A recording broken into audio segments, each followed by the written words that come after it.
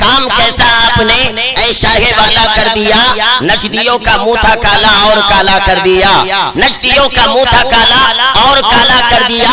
जाइए कुर्बान उस अहमद रजा पे आज, जाइए कुर्बान उस अहमद रजा पे आज, सारे जग में सुन्नियत का बोलबाला कर दिया, सारे जग में सुन्नियत का बोलबाला कर दिया। और हम तो कहते हैं मंसूब देवबंद से मिल जाए कर कहीं, मंसूब देवबंद से मिल जाए कर कहीं, भारत में इकबाल का शैम्पू ही दिखा दो। अरे अहमद रजा के नाम से चलती है ट्रेनें, अहमद रजा के नाम से चलती है ट्रेनें, अशरफ अली के नाम से टेम्पू ही दिखा दो। अहमद रजा के नाम से चलती है ट्रेनें, अशरफ अली के नाम से टेम्पू ही दिखा दो। आइए हजरत अब तफसील के साथ हजरत आपके दरमियान हो गए। मैं बड़े अदब के साथ शहजादा वो जानशीन हुजूर मुहद्दिस कबीर माहिर उलूम हदीस हजरत अल्लामा मुफ्ती अबू यूसुफ अजहरी साहब क़िबला मद्दसिल्लहु नूरानी हजरत की बारगाह में अर्ज़े हुजूरी पेश कर रहा हो। हुजूर वाला कुर्सी खिताबत पर जलवागर हो। अपने नूरानी व इरफानी इत्रिबेस खिताब से हम सामाईन के क़ल्ब जिगर को मुनव्वर मुजल्ला फरमाए। आए सरकारे हुजूर मुहद्दिस कबीर के शहजादे का इस्तकबाल नारे तकबीर नारे रिसालत की सदाओं में करे। इस ख्याल से नारा लगाए कि आला है कौन कौन, आली है कौन कौन, आला है कौन कौन, आली है कौन कौन, मौला अली के दर का सुवाली है कौन कौन। अहमद रजा के नाम का नारा लगा के देख, अहमद रजा के नाम का नारा लगा के देख, चेहरा बताएगा कि हलाली है कौन कौन। अहमद रजा के नाम का नारा लगा के देख, चेहरा बताएगा हलाली है कौन कौन। आए एक हाथ को 11वीं का झंडा, दूसरे हाथ को 12वीं का झंडा बनाए, शहजादे हुजूर मुहद्दिस कबीर का इस्तकबाल करे। नारे तकबीर। जो लोग इलेक्शन में खड़े अगर वो भी नारे का जवाब दे तो हमारा हौसला बढ़ जाएगा, हमारा जलसा बड़ा कामयाब हो जाएगा। ये जलसा अल्हम्दुलिल्लाह बड़ा कामयाब है। ये सब फैजान इमाम अहमद रजा खान है। जलसा जवान नजर आ रहा है, आला हजरत का फैजान नजर आ रहा है। तो आए बेदारी के साथ सब एक सभा होकर मेरे नारे का जवाब दे। मैंने आवाज दी तुम्हें बड़े नाज के साथ, आवाज तुम लगा दो मुनीर रजा की आवाज के साथ। आए बेदारी के साथ नारे का जवाब दे। नारे तकबीर, नारे रिसालत, जश्न इमाम आज़म अबू हनीफा कॉन्फ्रेंस, गौस का दामन, ख्वाजा का दामन, ख्वाजा का हिंदुस्तान, निजामाबाद का सुन्नी जन्नती मुसलमान, मसलके आला हजरत, मसलके आला हजरत, बस्ती बस्ती करिया करिया, बस्ती बस्ती करिया करिया, फैज़ाने सरकारे ताज शरिया, फैज़ाने सरकारे मुहद्दिस कबीर, फैज़ाने सरकारे कायदे मिल्लत, मरकज़े अहले सुन्नत इस्लामाबाद, शहजादे हुजूर मुहद्दिस कबीर हजरत अल्लामा मुफ्ती अबू यूसुफ साहब क़िबला, नारे तकबीर नारे रिसालत लेके फैज़ाने रजा महफिल पे छा जाते हैं, लेके फैज़ाने रजा महफिल पे छा जाते हैं। हो जाओ तैयार खिताब के लिए शहजादे मुहद्दिस कबीर आते हैं।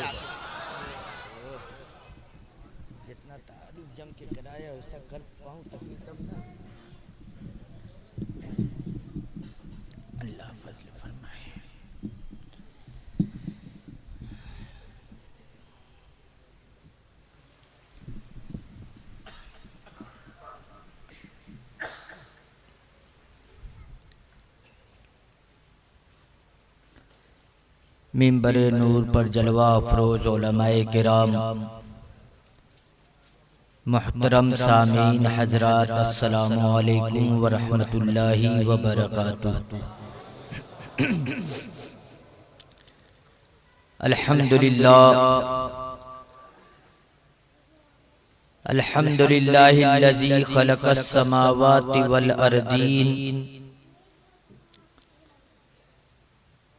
वस्सलातु वस्सलामु अला सय्यिदिना व मौलाना मुहम्मदिन रहमतिल लिल आलमीन व अला आलिहि तय्यबीन अत्ताहिरीन व अला अस्हाबिही नुजूमिल इह्तिदाई वद्दीन। अम्मा बाद फ़अऊज़ु बिल्लाहि मिनश शैतानिर रजीम। बिस्मिल्लाहिर रहमानिर रहीम।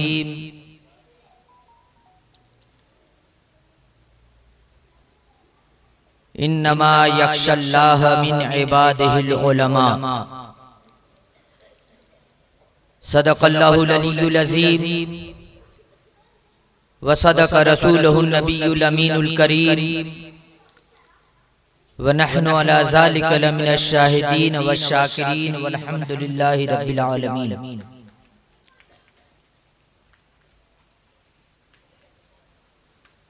आइए कुछ अर्ज़ो मारूफ से पहले अपने मरकज़े अक़ीदत बाइसे तख़लीक़े कायनात सय्यदुल इंस वल जान रहमतुल लिल आलमीन शफ़ीउल मुज़निबीन अहमद मुस्तफ़ा मोहम्मद मुस्तफ़ा सल्लल्लाहु अलैहि वसल्लम की बारगाह नाज़ में दुरूद शरीफ का नजराना पेश करने की सआदत हासिल करें। अल्लाहुम्मा सल्लि अला सय्यिदिना व मौलाना मुहम्मदिन मअदिनिल जूदि वल करम व अला आलिहि व अस्हाबिहि व बारिक व सल्लिम। सलातुन व सलामन अलैका या रसूल अल्लाह, सलातुन व सलामन अलैका या हबीब अल्लाह।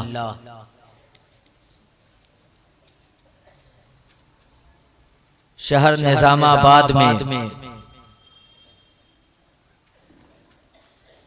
आज हम सब इमामुल अइम्मा काशिफुल गम्मा हजरत सैयदना इमाम आज़म रज़ी अल्लाह ताला अन्हो के जिक्र के लिए जमा हुए हैं और उसी मुनासिबत से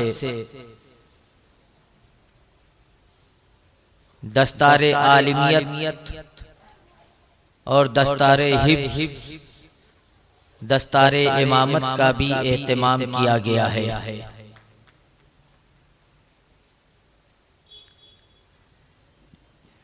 अल्लाह रब्बुल इज्जत हम सबको इल्मे नाफे से नवाजे। रफीकान गिरामी, अल्लाह तबारक व तआला ने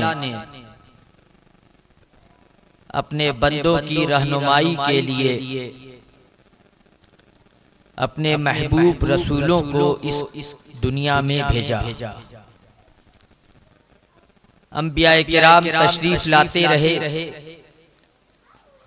बंदगाने खुदा को खुदा तक पहुंचाते रहे। जहां उन्होंने हिदायत की महफिलें सजाई, वहीं पे अंबियाए किराम ने इल्म की बरसात भी बरसाई।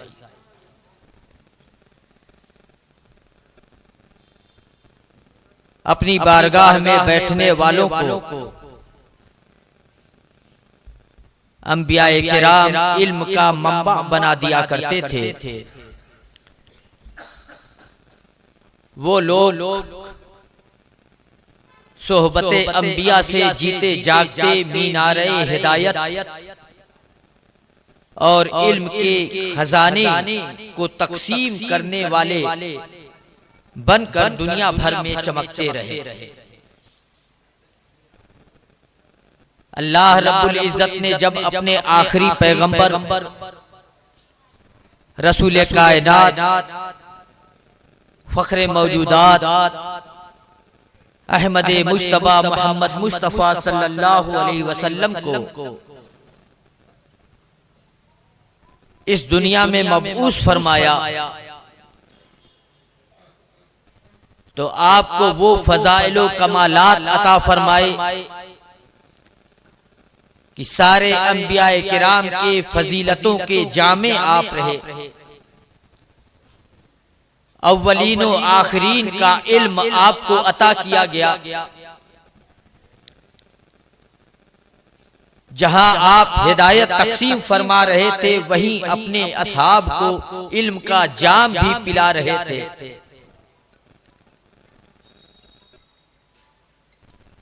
मेरे आका को अल्लाह ने वो इख्तियार दिया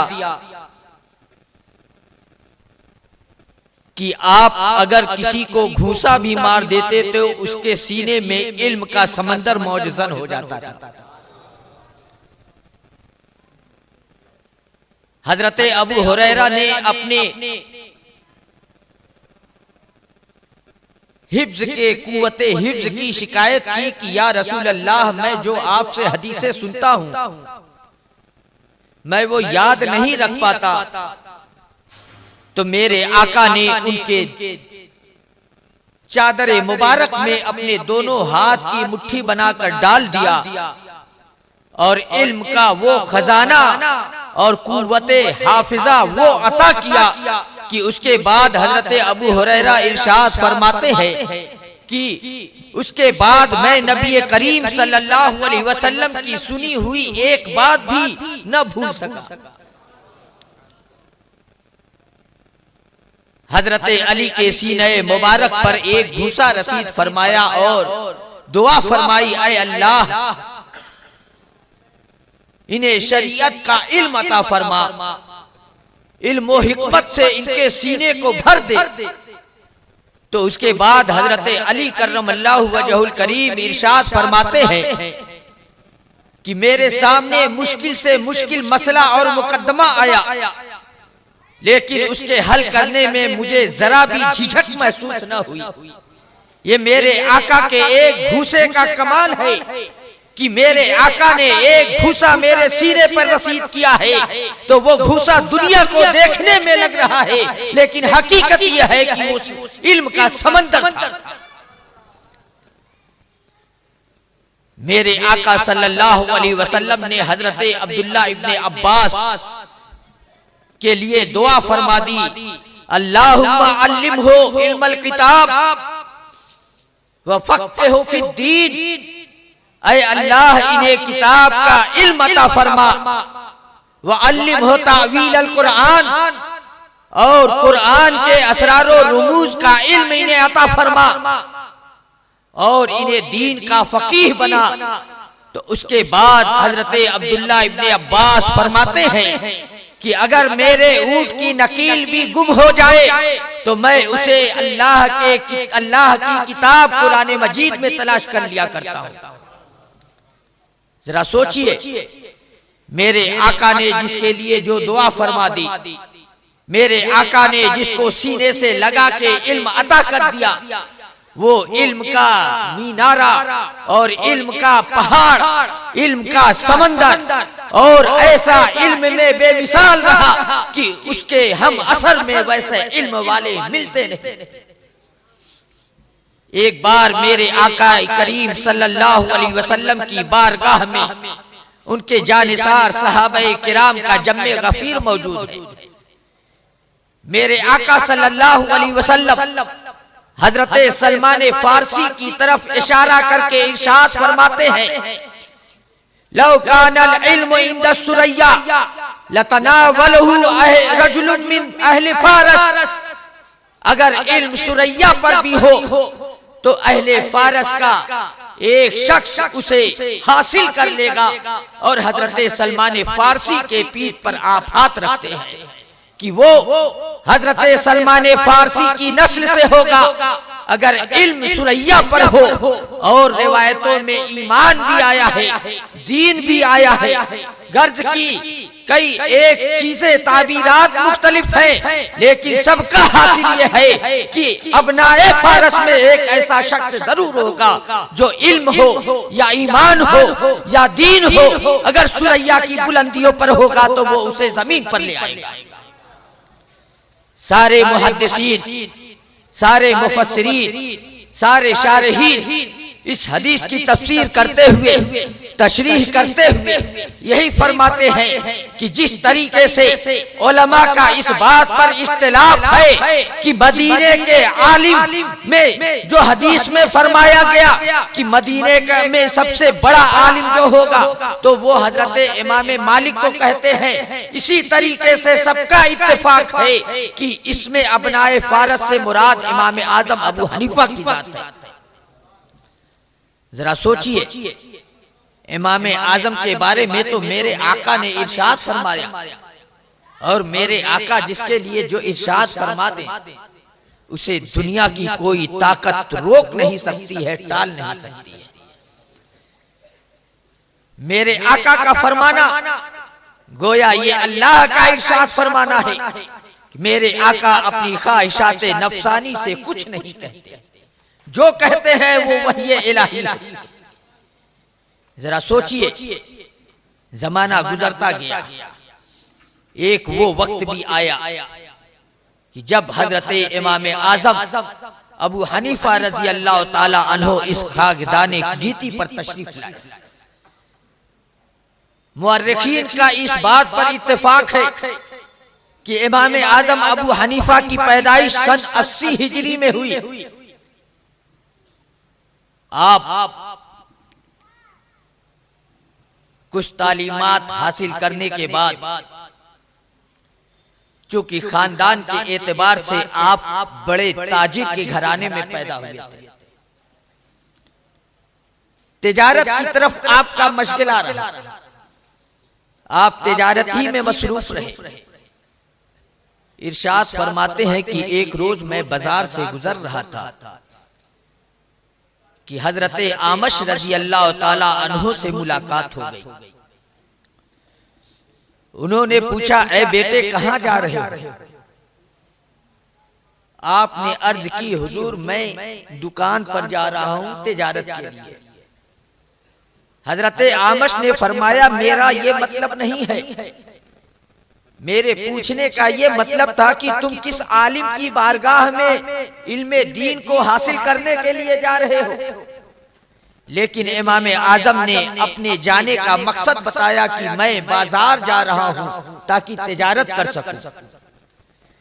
हजरत इमाम आमश ने इरशाद फरमाया कि अबू हनीफा, तुम्हारी पेशानी से मुझे इल्म की झलक नजर आ रही है, इसलिए मेरा मशवरा यह है कि तुम उलमा की बारगाह में बैठा करो।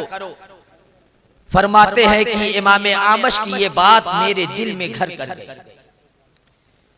फिर उसके बाद मैं हजरत इमाम हम्माद रजी अल्लाह ताला अन्हु की खिदमत में बैठने लगा। हजरत इमाम हम्माद की खिदमत में 20 साल तक आपने ज़ानुए अदब तय किया है। और जब हजरत इमाम हम्माद का विसाल सन 120 हिजरी में होता है तो आपके तलामिज़ा, आपके शागिर्द सारे लोग हजरत इमाम आजम अबू हनीफा को आपका इल्मी जानशीन मुकर्रर फरमा के आपके मसनदे तदरीस पर बैठा देते हैं। लेकिन इमाम आजम रजी अल्लाह ताला अन्हु ने एक ख्वाब देखा। जाहिरी तौर पर वो ख्वाब बहुत भयानक था, जिसको देखने के बाद भी इमाम आजम बयान करने से घबराते थे। ख्वाब देखते हैं कि मैं एक फावड़ा लेकर नबी पाक सल्लल्लाहु अलैहि वसल्लम के कब्र पाक की मिट्टी को खोद खोद के हर तरफ फैला रहा हूं। एक मोमिन के लिए ये ख्वाब बहुत बड़ा हादसा है। जाहिरी तौर पर आपने उलमा से इसकी ताबीर मालूम की, लेकिन कमा हक़्क़हू लोग ताबीर बताने से कासिर रहे, आपको इत्मीनान न हुआ। आपने कूफा वालों से मालूम किया कि इस वक्त सबसे बड़ा आलिम ताबीर रुया का कौन है। लोगों ने हजरत इमाम मोहम्मद इब्ने सीरी का नाम बताया। अजिल्ले ताबईन में इमाम मोहम्मद इब्ने सीरी दुनिया भर में ख्वाब की ताबीर बताने वालों के इमाम आप कहे गए। उनकी बारगाह में जाते हैं, उनका हाल तो ये था कि ख्वाब देखने वाला अभी ख्वाब बताता नहीं था कि आप उसके चेहरे को देखकर बता दिया करते थे कि तुम्हारा ख्वाब अच्छा है या तुम्हारा ख्वाब बुरा है। हजरत इमाम आजम इमाम मोहम्मद इब्ने सीरी की बारगाह में पहुंचते हैं। जैसे ही आप पहुंचते हैं, इमाम मोहम्मद इब्ने सीरी ने कहा, अबू हनीफा तुम्हारा ख्वाब तो बहुत मुबारक मालूम होता है। अर्ज करते हैं, हुजूर मेरा ख्वाब मुबारक है कि नहीं है, लेकिन जब से मैंने वो ख्वाब देखा है मेरे दिल की दुनिया बिल्कुल अजीब कैफियत में मुब्तला है और मैं उस ख्वाब को अपनी जुबान पे लाना भी गवारा नहीं कर पा रहा हूं। ऐसा खतरनाक ख्वाब है कि एक मोमिन का कलेजा दहल जा रहा है कि उस ख्वाब को मैं बयान कर सकूं। इरशाद फरमाते हैं, तुम अपना ख्वाब बयान करो, इंशाअल्लाह वो ख्वाब मुबारक होगा। हजरत इमाम आजम ने अपना ख्वाब बयान किया। जैसे ही इमाम मोहम्मद इब्ने सीरी ने इमाम आजम का ख्वाब सुना है, इरशाद फरमाते हैं, ऐ अबू हनीफा मुबारक हो तुम्हें, ये ख्वाब बहुत मुबारक है जो तुमने ख्वाब देखा कि नबी पाक सल्लल्लाहु अलैहि वसल्लम के कब्र अतहर की मिट्टी को खोद खोद के अकनाफे आलम में फैला रहे हो। इसका मतलब यह है कि तुम मेरे आका सल्लल्लाहु अलैहि वसल्लम की अहादीसे नबविया में जो असरार और रमूज छुपे हुए हैं, जो मसाइल शरीयत छुपे हुए हैं, उन मसाइल की तखरीज करके पूरी दुनिया में फैलाओगे। ये इमाम आदम का ख्वाब अजीम ख्वाब था। उसके बाद दुनिया ने देखा है कि इमाम आजम का मकाम व मर्तबा क्या है। यहाँ तक कि हजरत इमाम अबू हाजिम फरमाते हैं, लव वज़ना अक्लो अबी हनीफता अला अहलिल अर्दी लरजहा, अगर अबू हनीफा के अक्ल के मुकाबले में दुनिया भर की अक्ल को तौला जाए तो अबू हनीफा की अक्ल भारी होगी। इमाम शाफई फरमाते हैं, अगर इल्म को 4 हिस्से में तकसीम किया जाए तो हम सारे फुक़हाए किराम इमाम आजम के लिए 3/4 इल्म मानने को तैयार हैं, लेकिन इमाम आजम है कि वो हम लोग सारे फुक़हा के लिए 1 पाव इल्म मानने को तैयार हैं। उनके शागिर्दों ने पूछा, हुजूर इस मसले को जरा कुशादा करके बयान कर दे, जरा तफसील से बयान करें, हमें समझ में नहीं आया। फरमाते हैं, सुनो, इल्म के सवालात कायम करना ये आधा इल्म है और उसके जवाबात देना ये आधा इल्म है। इमाम आजम वो अजीम फकीह हैं कि उन्होंने क़यामत तक पैदा होने वाले मसलों को अपने दिमाग से सवालात कायम किए और फिर सवालात कायम करने के बाद एक तरफ से उसके जवाबात लिखते जा रहे हैं। हम सारे फुक़हाए किराम ने इमाम आजम के आधे जवाब के बारे में कहा, अज-जवाब सहीहुन, हमें इमाम आजम का जवाब तस्लीम है, ये जवाब दुरुस्त है, सही है। लेकिन आधे जवाब के बारे में हमने कहा कि इमाम आजम का ये जवाब है लेकिन हमारा ये जवाब है। इमाम मालिक ने उसका दूसरा जवाब दिया, इमाम अहमद इब्ने हम्बल ने दूसरा जवाब दिया, इमाम औज़ाई ने दूसरा जवाब दिया। इस तरीके से फुक़हाए किराम ने इमाम आजम के आधे जवाबों से इख्तिलाफ किया है, लेकिन उसके बावजूद इमाम आजम कहते हैं, ऐ फुक़हा की जमाअत, जो तुम जवाब दे रहे हो वो दुरुस्त नहीं है, बल्कि जो मैं कह रहा हूं वो दुरुस्त है। इस तरीके से जरा सोचिए, दूसरी जगह इरशाद फरमाते हैं, दूसरी जगह इरशाद फरमाते हैं, नहनो माशरुल फुक़हाए अयालुन अला अबी हनीफा, हम फुक़हाए किराम की जमाअत अबू हनीफा की बारगाह के परवरदा हैं। और दूसरी जगह हजरत इमाम शाफ़ई रज़ी अल्लाह ताला अन्हु इरशाद फरमाते हैं कि मैं उस वक्त तक फ़क़ीह ना हो सका जब तक मैंने इमाम आज़म अबू हनीफा के शागिर्द इमाम मोहम्मद की किताबों का मुताला नहीं किया। कौन है इमाम शाफई? इमाम शाफई वो हैं कि मेरे ख्याल में इमाम आजम के बाद सबसे ज्यादा तकलीद करने वाले दुनिया भर में उन्हीं के हैं। सबसे ज्यादा इमाम आजम की तकलीद करने वाले हैं दुनिया भर में। उसके बाद इमाम शाफई का मजहब दुनिया भर में रोशन है। वो इमाम शाफई इरशाद फरमाते हैं कि सब के सब इमाम आजम अबू हनीफा की बारगाह के परवरदा हैं। वो अजीम इमाम आजम अबू हनीफा। और कैसे न हो, मेरे आका ने फरमाया अगर इल्म सुरैया पर हो तो फारस का एक शहजादा उसे दुनिया में ले आएगा, उसे जमीन पर ले आएगा। अगर दीन सुरैया पर मुअल्लक हो, अगर ईमान सुरैया पर मुअल्लक हो तो उसे भी दुनिया में लाकर चारों तरफ फैला देगा। वो इमाम आजम की अजीम जाते है जिन्होंने इल्म को ऐसे रोशनास कराया। लेकिन ये भी मशहूर है, जो जितना बड़ा आलिम होता है उसके हासिद भी वैसे ही होते हैं। ये न समझिए कि सब इमाम आजम की तारीफ करने वाले ही थे उनके जमाने में। उनके जमाने में उनके हासिदीन की भी तादाद कम नहीं थी।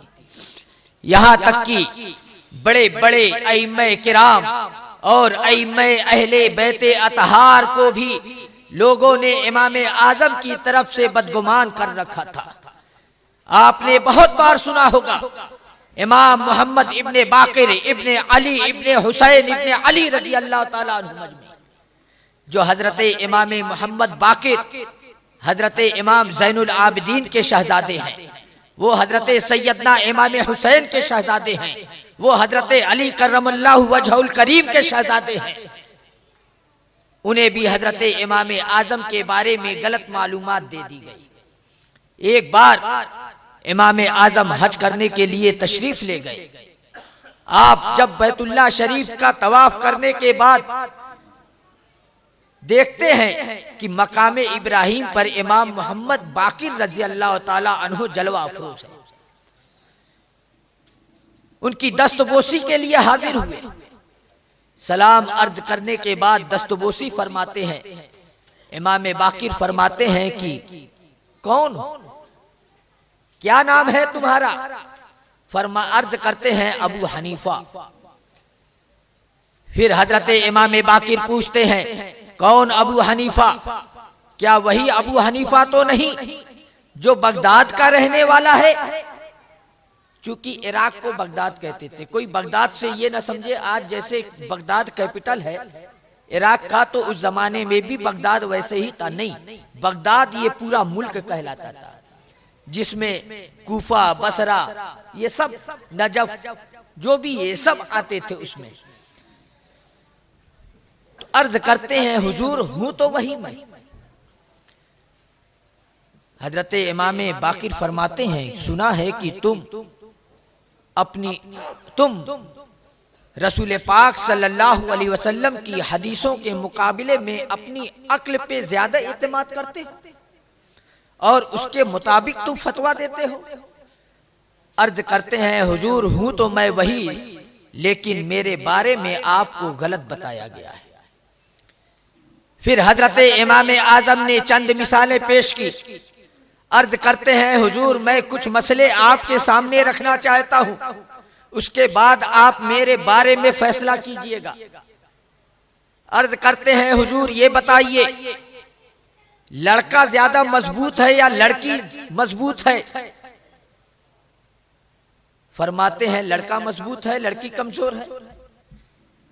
कहते हैं अगर मैं अक्ल से फैसला करता तो मैं लड़कियों को बाप की विरासत से दूना माल दिलाता और लड़कों को उसका आधा दिलाता, लेकिन अल्लाह ने कुरान में लड़कियों का हिस्सा लड़कों के हिस्से का आधा रखा है, इसलिए मैं लड़कियों को आधा देता हूं लड़कों के मुकाबले में।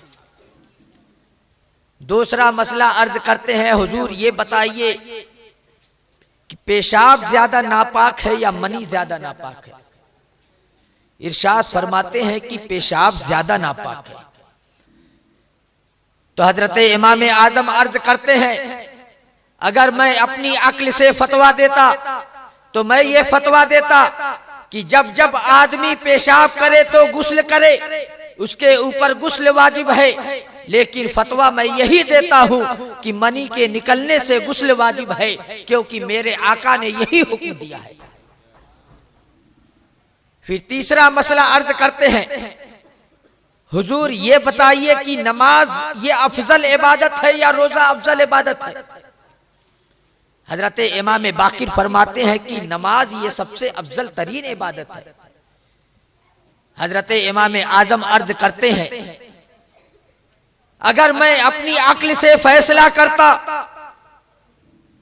तो मैं हैज के जमाने में जिन औरतों ने नमाजों को छोड़ा है तो मैं उनकी नमाजों को कज़ा करने का हुक्म देता, लेकिन मैं हदीसे नबवी के मुताबिक उन्हें रोजा कज़ा करने का हुक्म देता हूं।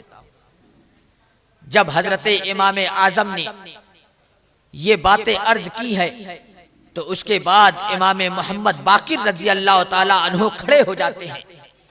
इमाम आजम की पेशानी मुबारक को बोसा देने के बाद इरशाद फरमाते हैं, ऐ अबू हनीफा, जब तक तुम जैसे आलिम इस दुनिया में रहोगे मेरे नाना जान के दीन को कोई बदल नहीं सकता है। जरा सोचिए, ये वो इमाम आजम हैं जिनके बारे में हासिदीन ने इस तरह की हवाएं उड़ा दी थी, लेकिन जब हकीकत हाल का इंकशाफ होता है तो वो बुजुर्ग उलमाए दीन और बुजुर्गाने दीन अइम्मे किराम सब इमाम आजम के लिए कुशादा दिल हो जाते हैं। उन्हीं लोगों में एक हजरत इमाम अब्दुल रहमान औज़ाई रजी अल्लाह ताला अन्हु, वो मुल्क शाम में रहा करते थे, बहुत बड़े मुहद्दिस बड़े फकीह थे, इमाम आजम के हम असर थे, लेकिन उन्हें भी इमाम आजम के बारे में गलत मालूमात दे दी गई। एक बार हजरत इमाम आजम रजी अल्लाह ताला अन्हु के शागिर्द हजरत अब्दुल्ला इब्ने मुबारक रजी अल्लाह ताला अन्हु मुल्क शाम तशरीफ ले जाते हैं तो सोचते हैं कि जब यहाँ आया हूं तो इमाम औज़ाई की बारगाह में रह के कुछ इल्म हदीस हासिल कर लूं, कुछ रिवायतें उनसे ले लूं, कुछ हदीसें समाअत कर लूं। इमाम आजम के शागिर्द रशीद हजरत अब्दुल्ला इब्ने मुबारक जब इमाम औज़ाई की बारगाह में पहुंचते हैं तो आपने नाम पूछा और पूछा कहां से आए हो, तो उन्होंने अर्ज किया कि कूफा से आया हूं। हजरत इमाम औज़ाई फरमाते हैं, मैंने सुना है कि कूफा में एक अबू हनीफा नाम का आदमी रहता है जो अपनी अक्ल के मुताबिक शरीयत का फैसला किया करता है, इसलिए मैं तुम्हें ये नसीहत करता हूं कि जब तुम वापस कूफा जाना तो अबू हनीफा की बारगाह से दूर रहना, कहीं वो तुम्हें गुमराह न कर दे। हजरत अब्दुल्ला इब्ने मुबारक ने सोचा, या अल्लाह, मेरे उस्ताद गिरामी के बारे में ऐसी बातें, इसलिए आपने कुछ जवाब नहीं दिया। लेकिन इमाम आजम रजी अल्लाह ताला अन्हु जो फिक़ही सेमिनार किया करते थे, वो रोजाना सैकड़ों उलमा, बल्कि उलमा नहीं फुक़हाए इज़ाम, वो फुक़हाए मुज्तहिदीन थे, वो फुक़हाए इज़ाम की मजलिसों को सजाया करते थे और सब इमाम आजम की बारगाह में शरीयत के मसाइल, नौपैद मसाइल पर बहसो मुबाहिसा किया करते। हजरत इमाम मोहम्मद इब्ने हसन शैबानी रजी अल्लाह ताला अन्हु और हजरत अब्दुल्ला इब्ने मुबारक रजी अल्लाह ताला अन्हु की जिम्मेदारी ये थी कि उस पूरी बहस को आप लोग कापियों में लिखा करते थे। हजरत अब्दुल्ला इब्ने मुबारक के पास उस वक्त वो दफ्तर मौजूद था। कहते हैं मैं क़यामगाह पे गया, मैंने दफ्तर को खोला और उसमें से 5 मसला निकाला। दूसरे रोज जब इमाम औज़ाई की बारगाह में पहुंचता हूं तो सबक के बाद मैं इमाम औज़ाई की बारगाह में 5 सवालात कर देता हूं। वो 5 सवालात जो इमाम आजम की बारगाह में बहस व तमहीज के बाद उस पे फैसले किए गए थे, उन सवालात को इमाम औज़ाई की बारगाह में पेश करता हूं कि हुजूर आप इसका जवाब मुझे दे दें। इमाम औज़ाई ने जो सवालात सुने हैं, फरमाते हैं ये सवालात तो बिल्कुल नए मालूम होते हैं, मुझे इसका जवाब नहीं मालूम है, मुझे सोच कर बताना पड़ेगा। हजरत सैयदना इमाम अब्दुल्ला इब्ने मुबारक रज़ी अल्लाह ताला अन्हु ने इमाम औज़ाई से अर्ज की, हुजूर अगर पहले सवाल का जवाब ये दिया जाए, फरमाते हैं बिल्कुल दुरुस्त, ये बहुत बेहतर जवाब है। लेकिन हजरत अब्दुल्ला इब्ने मुबारक ने अर्ज की, हुजूर इस पर ये एतराज पड़ता है। एतराज सुनने के बाद इमाम औज़ाई कहते हैं वाकई एतराज पड़ रहा है। फिर फरमाते हैं इस एतराज का ये जवाब है। इसी तरीके से पांचों सवालात के जवाब बताए और उस पर होने वाले एतराजात को बताने के बाद फिर उसके जवाबात बताए। एक दिन खत्म, फिर दूसरे दिन डायरी में से 5 मसला निकाला, फिर इमाम औज़ाई की बारगाह में पेश कर दिया। आज भी इमाम औज़ाई का वही जवाब कि ये सवालात तो बिल्कुल नए नए मालूम होते हैं, इसका जवाब सोच कर बताऊंगा। फिर हजरत सैयदना अब्दुल्ला इब्ने मुबारक ने उसके जवाबात बताए। फिर तीसरे रोज भी यही वाकया हुआ। गर्ज की जब 4-5 रोज हो गए तो हजरत इमाम औज़ाई फरमाते हैं कि ऐ अब्दुल्ला इब्ने मुबारक, तुम रोजाना ये कहां से 5-5 सवालात लेकर आते हो और उसके ऐसे जवाबात भी लाते हो जो बिल्कुल सही और दुरुस्त होते हैं। हजरत अब्दुल्ला इब्ने मुबारक अर्ज करते हैं, हुजूर मैं आपको क्या बताऊं कि मैं कहां से लाता हूं, मैं उसी बारगाह से ये ला रहा हूं जिस बारगाह में जाने से आप मुझे रोक रहे हैं। हजरत इमाम औज़ाई ने फरमाया, क्या ये अबू हनीफा का इल्म है? अर्ज करते हैं हाँ हुजूर, ये अबू हनीफा का इल्म है। अब इमाम औज़ाई का जवाब सुनिए। फरमाते हैं कि ऐ अब्दुल्ला इब्ने मुबारक, तुमने इमाम अबू हनीफा के इल्म की जो चंद झलकियां मुझे दिखाई है, अगर ये उनका इल्म है तो मैं तुम्हें नसीहत करता हूं कि अब तुम कूफा जाओ तो अबू हनीफा की बारगाह कभी छोड़ना नहीं। जरा सोचिए, वो अबू हनीफा की जात है कि जिनको बड़ों बड़ों ने माना है और जिनकी बारगाह से इक्तिसाबे फैज़ सबने किया है। हर फुकहा क़यामत तक फकीह हो जो भी होगा वो सब इमाम आजम अबू हनीफा की औलाद, सब उन्हीं की बारगाह के परवरदा हैं, सब उन्हीं के उसूल और उन्हीं के तैयार करते हुए किए हुए खुतूत पर चलते हुए मसाइल शरिया की तखरीज किया करते हैं और शरीयत की तफहीम और शरीयत का इफाम उनके अंदर तो बिल्कुल पैदाइशी जैसे। पल भर में आप वहां तक पहुंच जाते थे जहां बड़े बड़े फकीह बरसों तक नहीं पहुंच पाते। एक बार एक मियाँ बीवी में कुछ तू मैं हूं, जलाल आता है तो जो शादीशुदा है उन्हें मालूम है किस हद तक जलाल जाता है। शौहर ने कसम खा ली और ये कहा, खुदा की कसम मैं तुझसे उस वक्त तक बात नहीं करूंगा जब तक तू मुझसे बात नहीं करेगी। तो बिना मोच की बीवी, उसको भी ताव आ गया। उसने कहा, खुदा की कसम मैं तुझसे उस वक्त तक बात नहीं करूंगी जब तक तू मुझसे बात नहीं करेगा। दोनों ने कसम खाई अल्लाह की, दोनों ने एक दूसरे से बात करने की जो कसम खाई इस पर की जब तक वो बात उससे नहीं करेगा। लेकिन जब गुस्सा थमा है तो अब अकले हैरान हैं कि करें तो करें क्या, बात कैसे करें। शौहर सोचता है मैं बीवी से कैसे बात करूं, बीवी सोचती है मैं शौहर से कैसे बात करूं, और हम इतनी इस्तिताअत वाले नहीं हैं कि कसम का कफारा भी दे सके। इसलिए मसला दरियाफ्त करने के लिए अपने वक्त के इमाम हजरत इमाम आजम रजी अल्लाह ताला अन्हु के साथी हजरते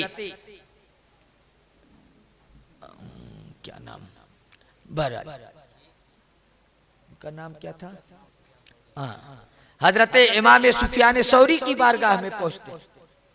जब इमाम सुफियान सौरी ने उनकी बातों को सुना है तो कहते हैं तुम दोनों में से कोई उस वक्त तक बात नहीं कर सकता जब तक अपनी कसम का कफ्फारा ना दे दे।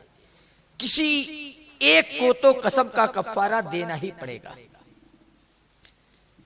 वो लोग अफसुर्दा जा रहे थे कि दिल में ख्याल आया चलो अबू हनीफा से भी मसला पूछ लेते हैं, वो क्या जवाब देते हैं। इमाम आजम की बारगाह में आते हैं, मियां बीवी ने अपना मसला पेश किया। इमाम आजम ने जवाब दिया कि औरत अगर अपने शौहर से बात नहीं, ये शौहर अगर अपनी बीवी से बात करे तो कोई कफारा नहीं है, उसके बाद उसकी बीवी उससे बात कर ले। बहुत खुश हो गए। फिर लेकिन जब दो बड़े आलिमों का कुछ मसला इख्तिलाफ हो गया तो सोचते हैं चल के हजरत सुफियान सौरी को हजरत इमाम आजम अबू हनीफा के मसले को बता दे कि हजरत फिर क्या फरमाते, हो सकता है कि अब गौर करें और इमाम आजम के मुताबिक फतवा दें। जब इमाम सुफियान सौरी की बारगाह में वो पहुंचते हैं और इमाम आजम के जवाब को बताते हैं तो वो बहुत नाराज होते हैं और फरमाते हैं क्या अबू हनीफा ने यह जवाब दिया है? हाँ, इमाम आजम ने हमें यही जवाब दिया है। तो क्या तुम लोग मेरे साथ चलकर ये कह सकते हो उनके सामने?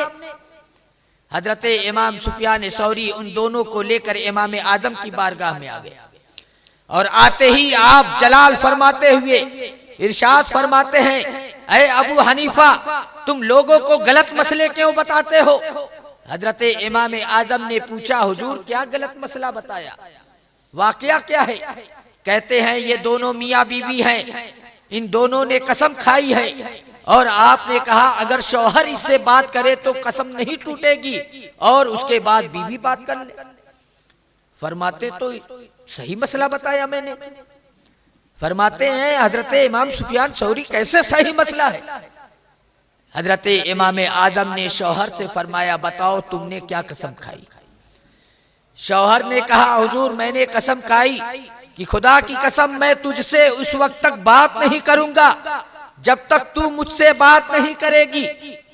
फिर औरत की तरफ मुतवज्जह होकर पूछा तुमने क्या कहा?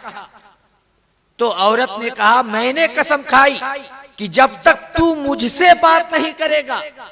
तो इमाम आजम ने हजरत सुफियान सौरी से फरमाया ये औरत तो उससे बात कर रही है, जब तक तू मुझसे बात नहीं करेगा ये औरत तो बात कर रही है।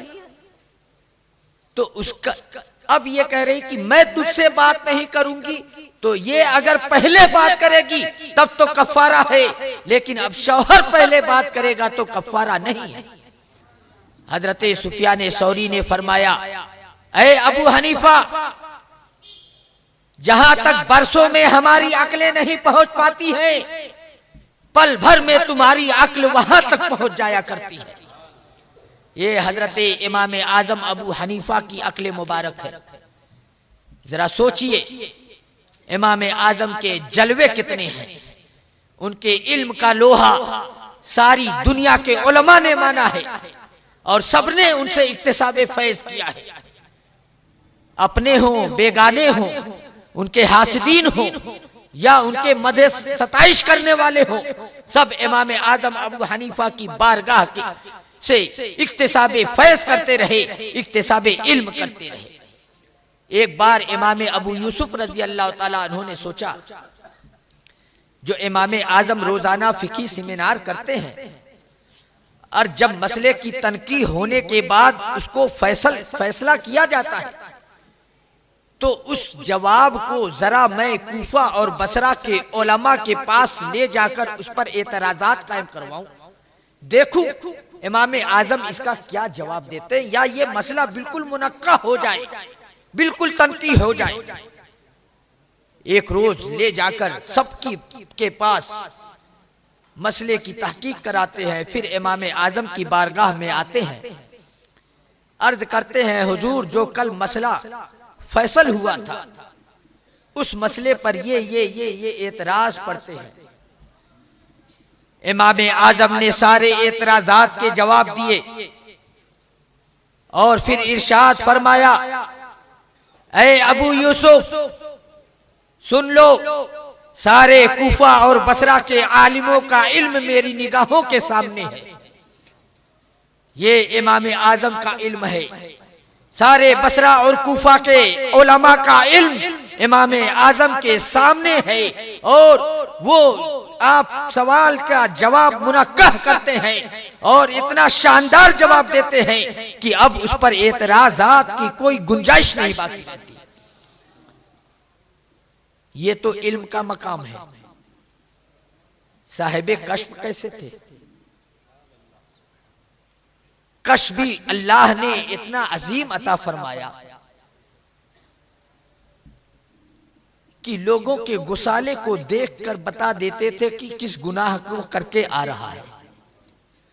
एक शख्स मस्जिद में वुजू कर रहा था, आपने उससे इरशाद फरमाया तुम माँ बाप की नाफरमानी करना छोड़ दो। उसने अर्ज की हुजूर मैं माँ बाप का फरमाबरदार हूं, मैं नाफरमानी नहीं करता हूं। हजरत इमाम आजम ने फरमाया तुम झूठ बोल रहे हो, तुम अभी वुजू कर रहे थे, तुम्हारे वुजू के पानी के साथ उकूकुल वालिदैन के गुनाह झड़ रहे थे और मैं उसे देख रहा था। एक शख्स आया वुजू कर रहा है, वुजू करने से करके जब फारिग हुआ इमाम आजम ने फरमाया कफन चोरी का काम छोड़ दे वरना मैं तुझे रुसवा कर दूंगा। रोने लगा, गिड़गिड़ाने लगा, हुजूर मैं ये काम नहीं करता हूं। लेकिन इमाम आजम ने फरमाया तुम वुजू कर रहे थे तो कफन चोरी का गुनाह धुल के गिर रहा था और मैं उसे देख रहा था। वो इमाम आजम हैं, कश्फ के हालात बिल्कुल उन पर वाज़े हैं। असहाबे कश्फ के इमाम हैं और फुकहा के इमाम हैं और आबिदीन और जुहाद के जाहिदीन के भी इमाम हैं।